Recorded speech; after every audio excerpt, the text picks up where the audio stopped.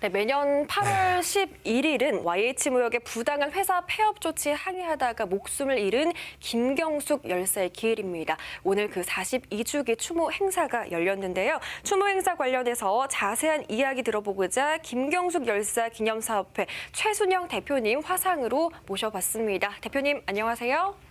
네, 안녕하세요. 반갑습니다. 네, 반갑습니다. 자, 벌써 추모제가 42번째인데요. 어떤 식으로 이번에 진행이 됐습니까? 네, 올해는 그 코로나19 상황이 매우 심각하기 때문에 줌으로 추도식을 했습니다. 줌으로 추도식을 하니 또 한편 섭섭한 것도 있지만 좋은 점은 전국 우리 회원들이 함께 하여 줄 수 있어서 좋은 점도 있었습니다. 네. 70년대 노동운동의 시작은 김태일 열사, 전태일 열사, 그리고 끝은 김경숙 열사라고 할 수 있는데요. 또 김경숙 열사에 대해서 잘 모르는 분들이 많은 것 같아서 아쉽습니다. 우리 김경숙 열사 같은 경우에는 광주에서 태어났지만 돈을 벌기 위해서 서울로 상경을 했는데요. 어떤 분이셨는지 소개 좀 해주시죠.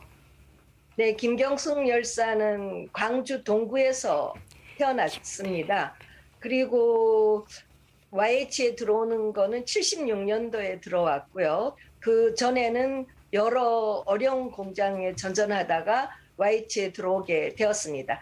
나이는 어리지만 정의롭고 인정이 많아서 동료들한테 인기도 있었습니다. 그래서 노동조합 활동을 열심히 해서 대의원에서 조직부 차장까지 지냈습니다. 네. 이 YH 무역 사건이 왜 일어났는지를 좀 아셔야 될 것 같아요. 지금 보고 계시는 분들이. 물론 이 가발 수출업체의 여성 노동자들이 당시 어떤 생활을 하고 있었는지도 말씀을 해주셔야 이해가 좀 편할 수 있을 것 같습니다. 네, 사실 우리나라가 60, 70년대 산업화가 시작이 되었죠. 그때는 거의가 가내업이고 수공업이었기 때문에 농촌에서 어린 여성들이 서울로 와서 공장에 취직을 하였습니다. 대개 나이는 13살, 15살도 초등학교 채 졸업도 못한 이런 여공들이 공장에 와서 일을 했는데요. 그 당시 때 근로기준법이 있었지만 하루 13시간, 16시간까지 일을 했습니다. 그렇지만 연장근로 수당이나 퇴직금은 전혀 받지 못했습니다. 그래서 이런 어린 여성 노동자들의 착취와 장시간으로 오늘날의 경제 성장이 되었다고 볼 수 있는 거죠. 그런 과정에 제가 YH를 쉽게 설명을 해 줄 수 있는데요. YH는 66년도에 자본금 100만 원, 노동자가 10명으로 설립을 했습니다. 근데 70년도 제가 입사할 때 노동자가 4,000명이었습니다. 여러분이 상상이 아마 안 될 겁니다. 네. 대지는 2,000평이었고 건평이 2,000평이 넘었습니다. 물론 그 당시 때 연장근로 수당이나 퇴직금은 안 줬습니다. 그리고 76년도에는 노동자에게 상여금을 줬다 그리고 10억을 빼돌려서 해운 주식회사를 또 설립을 했습니다. 이렇게 되면은 YH는 어떻게 되겠습니까? 자본금 100만으로 시작한 이 공장이 6년 만에 10억을 빼돌리고 이렇다면 이 공장은 결국은 껍데기만 남을 수밖에 없었던 거죠. 네. 그래서 79년도에 마지막 투쟁을 하게 됐습니다. 그때 마지막 투쟁을 할 때는 가장 이제 우리가 각오를 했던 거는 그 당시 때는 노동조합이 있었지만 거의 어영이었습니다. 민주노조를 열 손가락 안에 꼽힐 정도였습니다. 그래서 이 민주노조를 깨려고 정부가 국가 권력과 자본가들이 결탁을 해서 계획을 세웠던 것이죠. 그래서 78년도에는 동일방질, 똥물 사건이라든가 이런 나체 시위가 있었고요. 그다음에 79년도에 YH 문을 닫기 시작을 했던 거죠. 그래서 YH는 이 노동조합을 깨는 데 있어서 국가한테도 손실을 줘야 된다. 그리고 민주노조를 보호해야 된다. 이것이 저의 목적이었습니다. 그래서 이것을 크게 깨지자. 그리고 노동자의 억울한 것을 전국 곳곳에 알려야 된다. 이런 계획이었습니다. 네.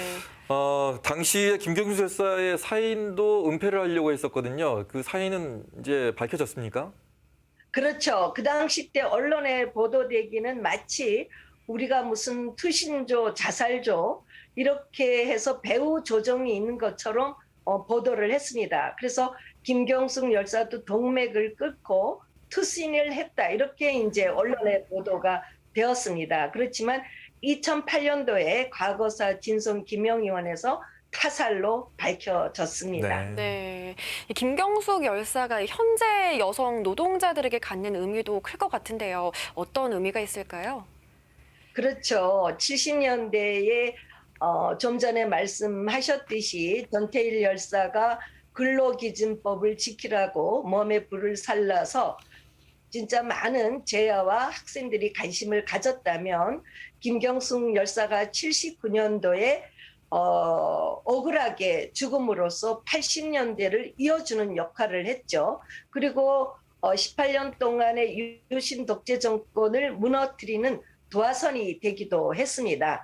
그리고 또 하나 중요한 거는 우리가 그 당시 때에 어떻게 하면은 우리의 죽음을 우리의 투쟁을 통해서 널리 노동자의 억울함을 알려야 되겠다라는 생각을 했었는데 정말 세계에서 한국의 여성 노동자들이 어떻게 착취당하고 어떻게 하고 있다는 것을 알려지게 된 아주 그 중요한 그러한 열사의 죽음이 되었죠. 네. 지금도 지금 2021년도에 대한민국에서도 그때의 비슷한 어떤 네. 좀 뭐라 할까요? 네, 그래서 우리는 관점? 그 김경숙 열사를 기리는 네네.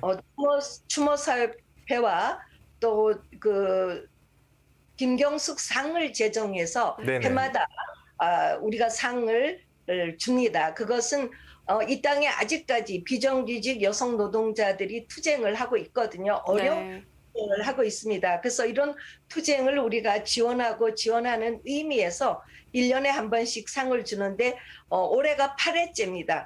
작년에는 그 대전 MBC 그 유지은 아나운서가 1년을 넘게 비정규직 아나운서로 투쟁을 해왔었어요. 그래서 우리가 함께 해주면서 복직이 되고 이래서 상을 받기도 했습니다. 아직까지 이 땅에는 여성 노동자들이 비정규직에서 또 계약직에서 많이 어려움을 겪고 있습니다. 이런 것들을 김경숙 추모사업회는 함께 이런 것들을 잘 이뤄내고 우리가 정말 여성 노동자들이 제 권리를 찾고 제 값을 받고 일할 수 있는 이런 날이 오기를 네. 함께 하고 있습니다. 네, 그 말씀을 저희가 물어보고 싶은 말씀을 해주셨습니다. 네. 아직도 2021년도에 여자 노동자들도 제대로 된 처우를 받지 못하고 있다는 말씀을 또 해주셨습니다. 오늘 말씀은 여기까지 듣도록 하겠습니다. 말씀 고맙습니다. 고맙습니다. 네, 감사합니다. 수고하세요. 네. 네.